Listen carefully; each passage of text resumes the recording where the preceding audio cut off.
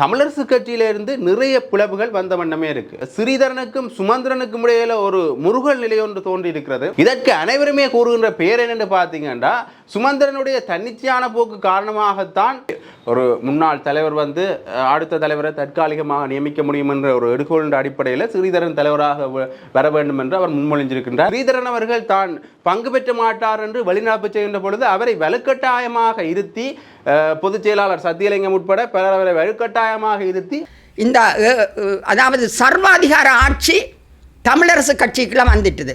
உண்மையில் எங்களுடைய பாராளுமன்ற உறுப்பினர் ஸ்ரீதரன் அவர்கள் இந்த இடத்துல இந்த விஷயத்தை கதைச்சிருக்க வேணும். ஏன் இவர்கள் விண்ணப்பித்திருக்க, அவர் சொல்லித்தான் நாங்கள் விண்ணப்பித்தோம். அவர் எங்களுக்கு தொலைபேசியில் சொன்னார், உடனே விண்ணப்பியுங்கள் என்று. சில படங்களில் சில பேர் பார்த்து அவர் கவலையாக இருக்கின்றார் என்ற மாதிரியான ஒரு பொருளையும் சொல்லுகிறார்கள். நாங்கள் எத்தனையோ மகா நடிப்பை கண்டு வந்தாக்கள். நாங்கள் சிவாஜி என்ற நடிப்பு பார்த்துருக்கிறோம். அந்த காலத்திலிருந்து எத்தனையோ நடிப்பை பார்த்தேன். இந்த நடிப்பெல்லாம் எங்களுக்கு வேண்டாம். இந்த நடிப்புகளை விட்டு அவர் ஏன் ஒரு குரல் கொடுக்க முடியவில்லை? இதற்காக அவர் பின்வாங்குகின்றார். ஏன் திருப்பியும் அந்த அன்றன் பாலசிங்கத்திடம் போயிருக்கிறார் என்றதுக்கெல்லாம் அவர் எங்களுக்கு பதில் சொல்லியே ஆக வேணும். அதிவேகமாக அந்த செய்திகளை பரப்பியதால் இந்த பெண்கள் விண்ணப்பித்திருக்கிறார்கள் என்ற விஷயத்தை அவர் அந்த இடத்திலே குறிப்பிடுகிறார். அவர் 2 வயதிலேயே நாங்கள் பேச கற்றுக்கொள்கிறோம், ஆனால் இன்று வரைக்கும் எந்த இடத்தில் எப்படி பேசுவது என்பதை நாங்கள் கற்றுக்கொள்ளவில்லை. அவர் எப்படியான கருத்துக்களை அங்கே பதிவு செய்கிறார். அவர் திரும்ப திரும்ப திரும்ப திரும்ப தான் சொல்கிற அத்தனை பொய்களையும் எல்லோரும் கேட்டுக்கொண்டு குட்ட குனிபவர்களும் அடையன், குனிய குனிய குற்றவனும் மடையன் என்று நினைத்து கொண்டு பல கருத்துக்களை அவர் இந்த சமூகத்துக்கு சொல்லிக் கொண்டிருக்கிறார். உங்களுடைய தேர்தல் காலத்தில் உங்களுக்கு தனிப்பட்ட விதத்தில் வேலை செய்த உங்களுக்கு சமூக வலைத்தளங்களில் உங்களுக்கு தனித்துவமாக ஸ்துதி பாடிய பெண்களை நீங்கள் நிறுத்திவிட்டு ஆளுமை மிக்க பெண்கள் என்று சொல்லி கட்டியம் கூறுகிறீர்கள். புலுட ஆவிடுறீங்க. நீங்கள் உங்களுடைய இந்த பெயரெல்லாம் இந்த பருப்பெல்லாம் இனி வருகிறதுக்கு வாய்ப்பில்லை.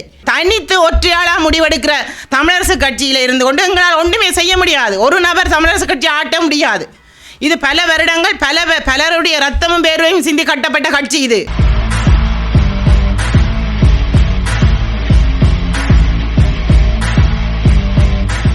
எங்களுடைய தமிழர் தரப்பு அரசியல் தொடர்பாக பாராளுமன்ற தேர்தலை எவ்வாறு எதிர்கொள்ளப் போகின்றார்கள் என்ற ஒரு கேள்வி ஒன்று எழுந்திருக்கு.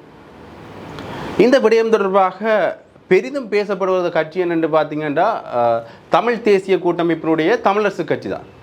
இந்த தமிழரசு கட்சியிலிருந்து நிறைய பிளவுகள் வந்த வண்ணமே இருக்கு. மாவை சேனாதிராஜா அவர்கள் தன்னுடைய அனைத்து பதவிகளிலிருந்தும் விலகி இருந்தார். அது மட்டுமில்லாமல் முக்கிய உறுப்பினரான கேவி தவராசு அவர்கள் விலகி இருந்தார். அது மட்டுமில்லாமல் ஸ்ரீதரனுக்கும் சுமந்திரனுக்கும் இடையில ஒரு முருகல் நிலை ஒன்று தோன்றி இருக்கிறது. இப்படியாக நிறைய விடயங்கள் தமிழரசு கட்சியின் உட்கட்சி பூசல் அல்லது உட்கட்சியில் இருக்கின்ற பிளவுகள் காரணமாக நிறைய விதமாக இந்த தமிழரசு கட்சி பிளவடைந்திருக்கின்றது.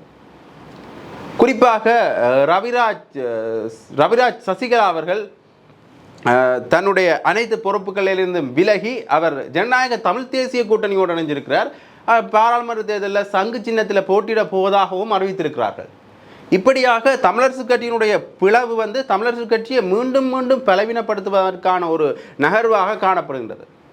இதற்கு அனைவருமே கூறுகின்ற பெயர் என்னென்று பார்த்தீங்கன்னா, சுமந்திரனுடைய தன்னிச்சையான போக்கு காரணமாகத்தான் இவ்வாறு அவர் செய்கின்றார் என்கின்ற ஒரு பொருள்பட பேசிக்கொண்டே இருக்கின்றார்கள். இன்னொரு முக்கியமான விடயம் என்று பார்த்தீங்கன்னா, அண்மையில் சட்டத்தண்ணி தனஞ்சயன் அவர்கள் தமிழரசு கட்சியில் இணைந்திருந்தார். அவரும் இப்போ தமிழரசு கட்சியை விட்டு தான் விலகுவதாக அறிவிச்சிருக்கின்றார். உண்மையிலேயே வரலாற்று பாரம்பரியமிக்க ஒரு உன்னதமான கட்சி என்ற வகையில் தான் நான் அந்த கட்சியில் இணைந்து கொண்டேன் என்றும், ஆனால் இப்போ தமிழ் தேசியம் தொடர்பான நிலைப்பாடு அங்கே நலிந்து காணப்படுவதாகவும் அவர் குற்றம் சாட்டியிருக்கிறார். ஆக இவர்களது அனைவரது விடயங்களையும் வைத்து பார்க்கின்ற பொழுது கிட்டத்தட்ட ஒரு அனைவருக்கு முன்னுக்கு பின் முரணான ஒரு நிலைப்பாடு தான் காணப்படுகின்றது. தமிழ் தேசிய கூட்டமைப்பாக அவர்கள் இருக்கின்ற பொழுது கூட ஏற்கனவே அவர்களின் மத்தியில் பிளவுகள் காணப்பட்டது. பிறகு தமிழரசு கட்சியினுடைய தலைவர் தெரிவு எப்பொழுது ஆரம்பித்ததோ அப்பொழுதிருந்தே பல மத்திய செயற்குழு கூட்டங்கள் கூடி அதில் முடிவெடுக்கப்பட்டு பின்னர் ஒரு பொது வாக்கெடுப்பு நடக்கின்ற பொழுது கூட அதில் நிறைய பிரச்சனைகள், நிறைய கருத்து முரண்பாடுகள் காரணமாக உண்மையிலேயே ஸ்ரீதரன் அவர்கள் அதில் தலைவராக தெரிவு செய்யப்பட்டு பிறகு அதுவும் மறக்கப்பட்டது. இப்படி நிறைய விடயங்கள் அந்த தலைவர் தெளிவில் இருந்து ஆரம்பமாகி ஜனாதிபதி தேர்தல் தொடங்கி இப்போ பாராளுமன்ற தேர்தல் வரையிலையும் இந்த தமிழரசு கட்சியினுடைய கருத்து முரண்பாடுகள் தொடர்ந்த வண்ணமே இருக்கு.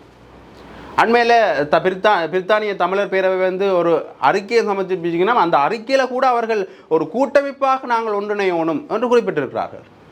உண்மையிலேயே வெளிநாட்டில் இருக்கின்ற ஈழத்தமிழர்கள் கூட சொல்கின்ற விடயம் என்று பார்த்தீங்கன்றால் ஒரு கூட்டமைப்பாக ஒன்றிணைய வேண்டும்.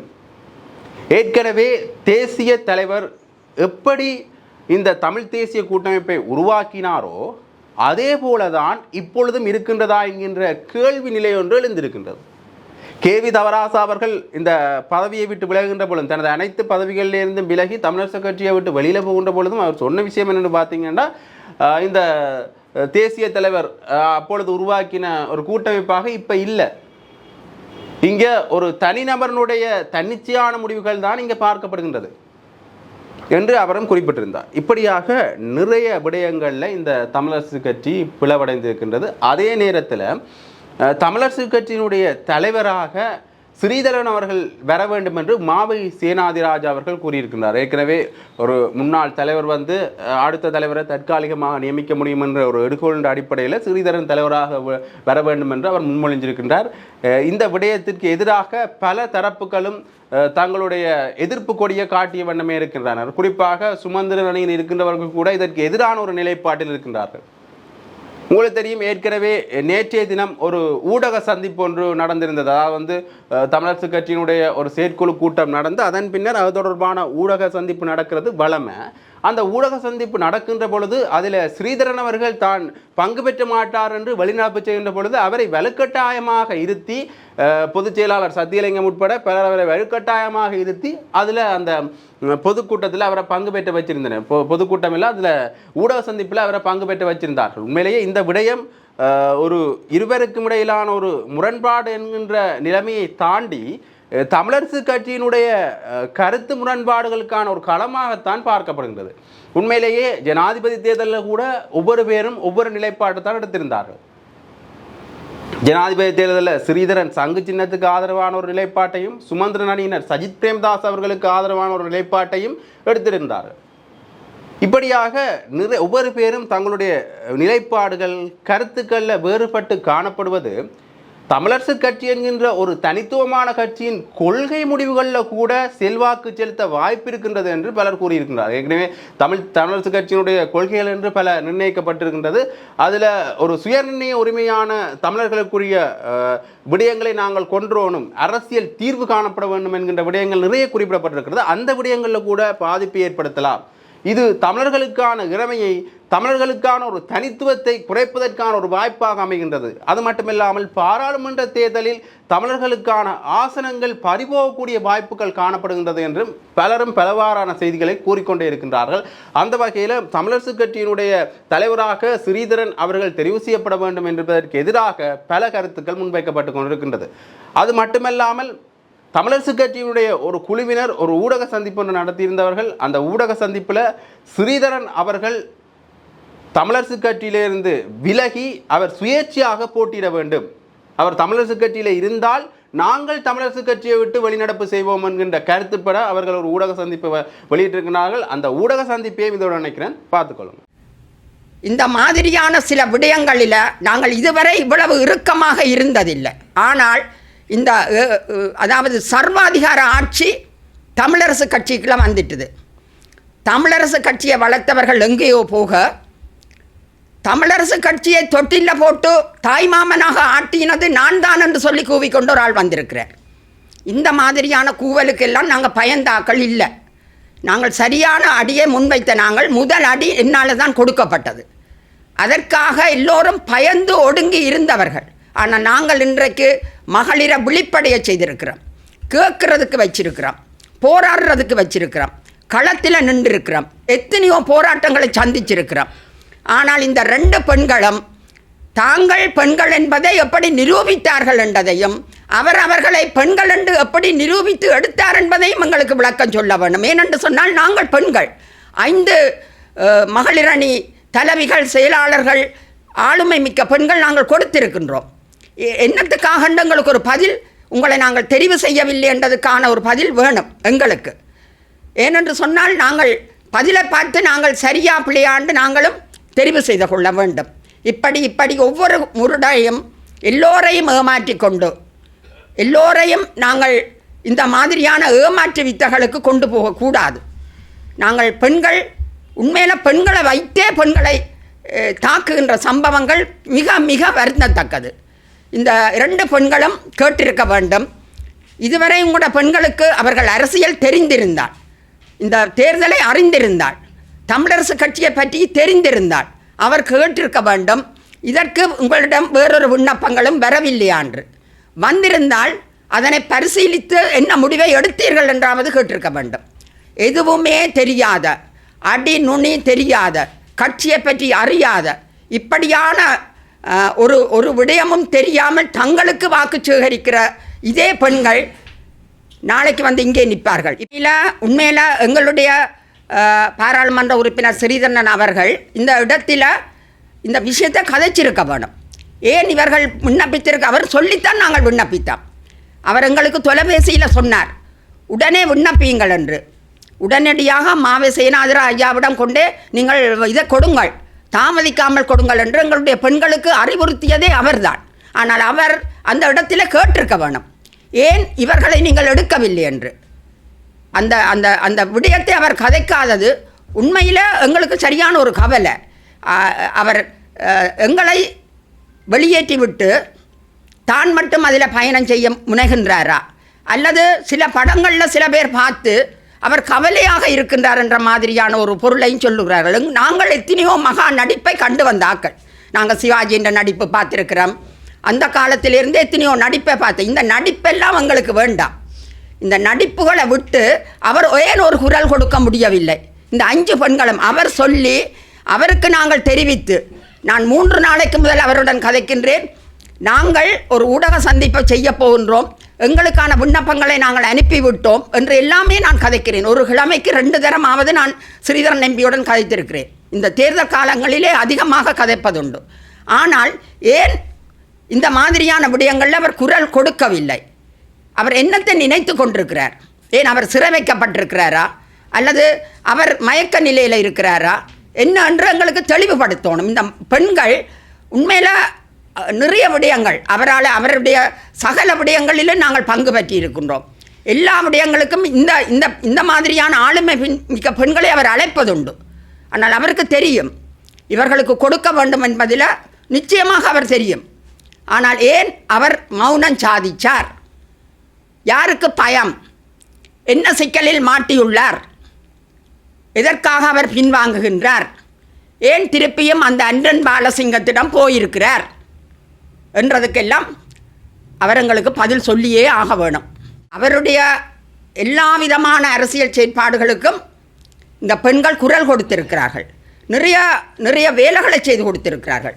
அவர்களுடைய முழு பங்களிப்பும் அவருக்காக இருந்திருக்கு. ஆனால் அவர் தனக்கு வேட்பாளர் பட்டியல் கிடைத்தவுடன் அத்தனைக்கும் மாவை சேனாதிராசா ஐயா தலைவராக இருந்து இதை நீ ஏற்றுக்கொள்ள வேண்டாம் என்று சொன்ன பிறகும் அவர் அதை ஏற்றுக்கொண்டிருக்கிறார். அப்படி என்று சொன்னால் இதற்குள் ஏதோ இருக்கின்றது. எல்லோருமே அதை சந்தேகப்படுகின்றார்கள். இந்த சந்தேகத்தை அவர் தீர்த்து வைக்க வேண்டும். நடைபெற இருக்கின்ற நாடாளுமன்ற தேர்தலுக்கான வேட்பாளர்கள் தெரிவு சம்பந்தமான சில விடயங்களை உங்களோடு பகிர்ந்து கொள்ள விரும்புகின்றேன். இலங்கை தமிழரசு கட்சியின் மகளிர் அணி சார்பாக ஒட்டுமொத்தமாக வடக்கு கிழக்கு 2ஐயும் சேர்ந்ததாக வேட்பாளர்கள் தெரிவுகள் நடைபெற்று கொண்டிருக்கின்றன. இந்த வேளையில் இலங்கை தமிழரசு கட்சியைச் சேர்ந்த யாழ் மாவட்ட தேர்தல் தொகுதியில் போட்டியிடுவதற்காக 5 வேட்பாளர்கள், பெண் வேட்பாளர்கள் தங்களுடைய விண்ணப்பங்களை ஒப்புவித்திருக்கிறார்கள். கட்சி காரியாலயங்களுக்கு அனுப்பி வைத்திருக்கிறார்கள். 2-3 கிழமைகளுக்கு முன்னதாகவே அவர்கள் தங்களுடைய விண்ணப்பங்களை அங்கு அனுப்பிவிட்டார்கள் என்பது என்னால் உறுதி செய்யப்பட்டது. அதற்கு பின்னர் வவுனியாவில் மத்திய செயற்குழு கூட்டம் கூடியது. அந்த மத்திய செயற்குழு கூட்டத்திலே கட்சியின் வேட்பாளர்கள் நியமன குழு ஒன்று தெரிவு செய்யப்பட்டது. அதில் 11 அங்கத்தவர்கள். அந்த 11 அங்கத்தவர்களிலும் குறிப்பாக மத்திய செயற்குழுவில் 4 பெண் உறுப்பினர்கள் அங்கே இருக்கிறோம். இருந்த போதிலும் 10 ஆண்களும் கிழக்கை சேர்ந்த திருமதி ரஞ்சினி என்கின்ற ஒரு பெண் உறுப்பினரும் மட்டும் அதில் உள்வாங்கப்பட்டிருந்தார். அந்த விஷயத்தை நான் இந்த இடத்துல பதிவு செய்து கொள்கிறேன்.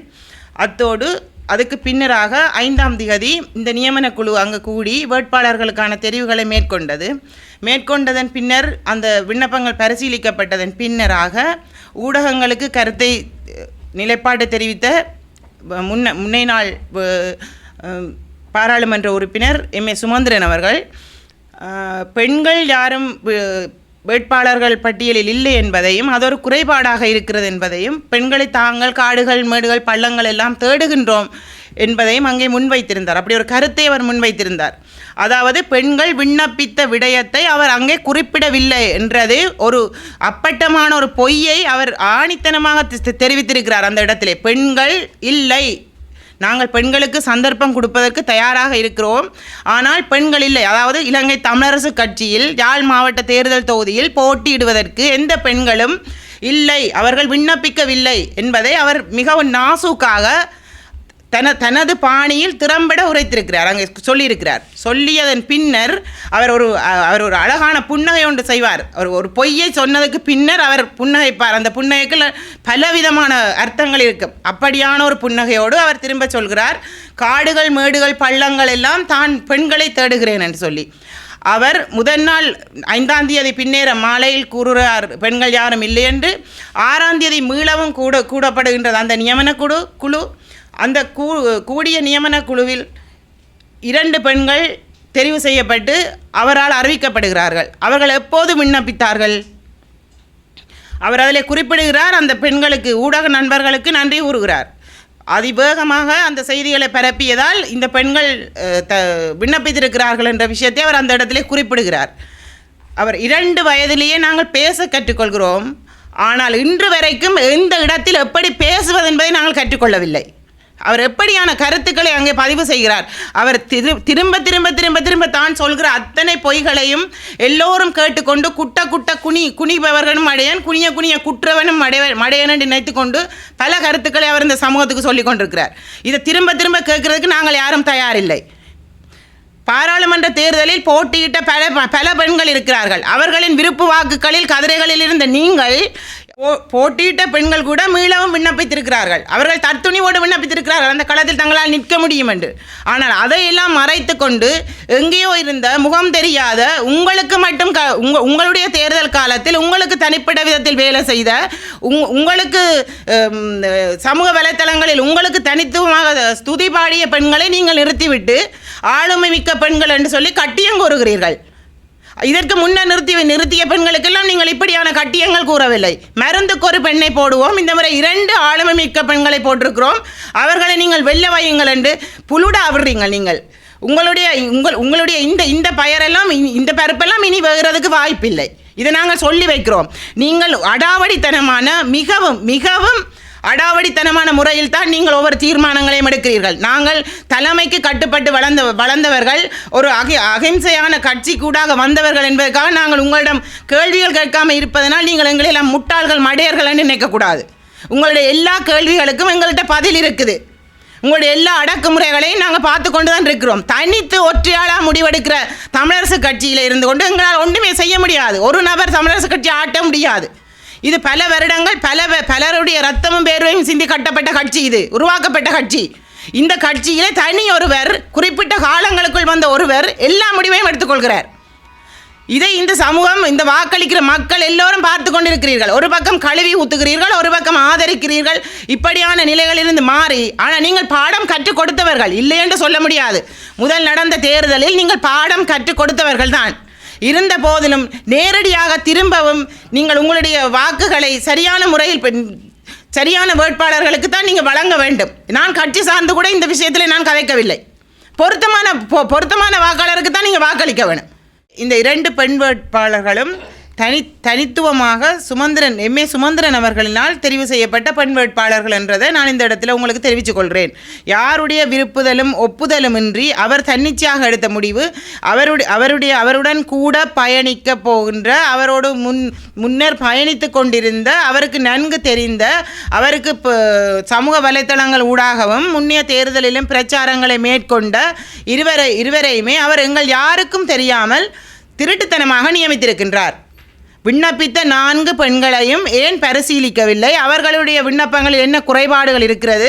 பாராளுமன்ற வேட்பாளர் ஆகுவதற்கான என்ன தகுதிகள் அவர்களில் இல்லை என்பதை அவர் நிரூபித்துவிட்டு அந்த 2 பெண் வேட்பாளர்களை நிறுத்தியிருந்தால் நாங்கள் ஒத்துழைப்பு கட்டாயமாக வழங்கியிருப்போம். இது தன்னிச்சையாக ஒரு ஆணாதிக்க சிந்தனையோடு தன்னோடு பயணிக்கக்கூடிய 2 கொத்தடிமைகளை அவர் அங்கே நிறுத்தியிருக்கிறார் என்பது இந்த இடத்துல நான் ஆணித்தனமாக பதிவிட்டுக் கொள்கிறேன். வணக்கம், நான் திருமதி ரஜினி ஜெயபிரகாஷ், மட்டக்களப்பு மாவட்டம், இலங்கை தமிழரசு கட்சியின் மகளிர் அணி செயலாளர். நாங்கள் இன்றைக்கு ஊடக சந்திப்பை நாங்கள் கடந்த வாரம் 29ஆம் தேதியும் செய்திருந்தோம் யாழ் மாவட்டத்தில். காரணம் என்னவென்றால், தமிழ் தேசிய பரப்பில் பெண்களுக்கு 50% ஆசன ஒதுக்கீடு வழங்க வேண்டும் என்ற ஒரு கோரிக்கையை முன்வைத்திருந்தோம் ஒட்டுமொத்த தமிழ் தேசிய பரப்பில் இருக்க தமிழ் கட்சிகளுக்கு. இருந்த போதும் தற்போது நவம்பர் மாதம் 14ஆம் தேதி நடைபெறவுள்ள பாராளுமன்ற தேர்தலில் தமிழரசு கட்சி சார்பாக பெண்கள் நாங்கள் வடகிழக்கு புலத்தில் விண்ணப்பித்திருந்தும் அந்த விண்ணப்பங்கள் பரிசீலனை செய்யப்பட்டதா இல்லை தாங்கள் எந்த வகையில் நிராகரிக்கப்பட்டோம் என்ற ஒரு முடிவும் எட்டாதப்படாத நிலையில் நேற்றைய ஊடக அறிக்கையை பார்க்கும்போது தமிழரசு கட்சியில் பெண்களுக்கான ஒரு தேவைப்பாடு உள்ளதாகவும் பெண்களை தாங்கள் காடு மேடு எல்லாம் தேடி திரிவதாகவும் இந்த செய்தி ஊடகத்தினூடாக வந்தபடினால் ஊடக பரப்பு அதை தீவிரப்படுத்தின காரணத்தினால் 2 பெண்கள் தங்களுக்கு தொலைபேசி மூலம் எடுத்து கேட்டு அதை உறுதி செய்ததன் பிற்பாடு விண்ணப்பங்கள் பரிசீலிக்கப்பட்டு அவர்கள் ஏற்றுக்கொள்ளப்பட்ட நிலையில் யாழ் மாவட்டத்துக்கான வேட்பாளர் பட்டியல் நிறைவு செய்யப்பட்டுள்ள ஒரு அறிக்கையை நாங்கள் பார்த்தோம். நீங்களும் பார்த்திருப்பீர்கள். அந்த வகையில் மட்டக்களப்பு மாவட்டம் சார்ந்து நான் பார்க்கின்ற போது மட்டக்களப்பு மாவட்டத்தில் நான் இந்த விரைவு தபால் மூலம் தமிழரசு கட்சியின் பதில் பொதுச் செயலாளருக்கும் மாவட்ட செயலாளருக்கும் அனுப்பியிருந்தேன். அதுக்கான பற்றிச்சீட்டும் இந்த காட்சிப்படுத்தப்படுகிறது. அந்த வகையில் எந்த விண்ணப்பங்கள் ஏற்றுக்கொள்ளப்பட்டிருக்கும் நிச்சயமாக அது இந்த விரைவு தபால். ஆனால் இதுவரைக்கும் எந்த விதமான தகவலும் எனக்கு வழங்கப்படவில்லை. இருந்த போதும் மத்திய குழுவில் தீர்மானத்துக்கு அமைவாக தேர்தல் தெரிவுக்குழு ஒன்று நியமனம் செய்யப்பட்டிருந்தது. 11 பேர் அங்கத்துவம் வகித்திருந்தார்கள். அந்த வகையில் மட்டக்களப்பு மாவட்டத்தில் முன்னை நாள் பொதுச் செயலாளரும் முன்னை நாள் பாராளுமன்ற உறுப்பினர் விவசாய அமைச்சருமான கௌரவ துராசிங்கம் ஐயாவுடன் நான் தொடர்பு கொண்டு கேட்டிருந்தேன். எந்த விண்ணப்பங்கள் அனுப்பப்பட்டது, ஏற்றுக்கொள்ளப்பட்டிருக்கும், பரிசீலனை செய்யப்பட்டதா, இதுக்கான முடிவுகளை உரிய நேரத்தில் கூறும் பட்சத்தில் எமது அரசியல் பயணத்தை நான் தீர்மானிக்க முடியும் என்று கேட்டபோது அவர் இன்னும் முடிவுகள் எட்டப்படவில்லை, குறிப்பிட்ட நேரத்தில் உங்களுக்கு எனக்கு சொல்வதாக கூறியிருந்தால் இதுவரைக்கும் அவரால் எந்த ஒரு முடிவும் எனக்கு கூறப்படவில்லை. ஆனால் இன்று வரைக்கும் மட்டக்களப்பு மாவட்டத்துக்கான வேட்பாளர் பட்டியல் பூர்த்தி செய்யப்படாத நிலையிலேயும் எந்த பெண் வேட்பாளர்கள் உள்வாங்கியிருக்கிறார்கள் என்ற தகவல் இதுவரைக்கும் ஒரு பரம ரகசியமாகத்தான் வைத்திருக்கின்றார்கள். நான் ஒரே ஒரு விடயத்தை கேட்கின்றேன். காலங்காலமாக இலங்கை தமிழரசு கட்சியோடு 10 வருடத்துக்கு மேலாக பயணித்த வருகின்ற எங்களை தவிர புதியவர்களை உள்வாங்குவதற்கான இவர்களுடைய நோக்கம் என்ன என்ற அடிக்கடி ஊடக செய்திகளை சொல்லுகின்றார்கள். ஆளுமை மிக்க பெண்கள் என்றால் அவர்கள் ஆளுமை என்றதின் அர்த்தமாக இதை நோக்குகின்றார்கள் என்றது எங்களுக்கு தெளிவில்லாத ஒரு நிலைப்பாடாக இருக்கிறது.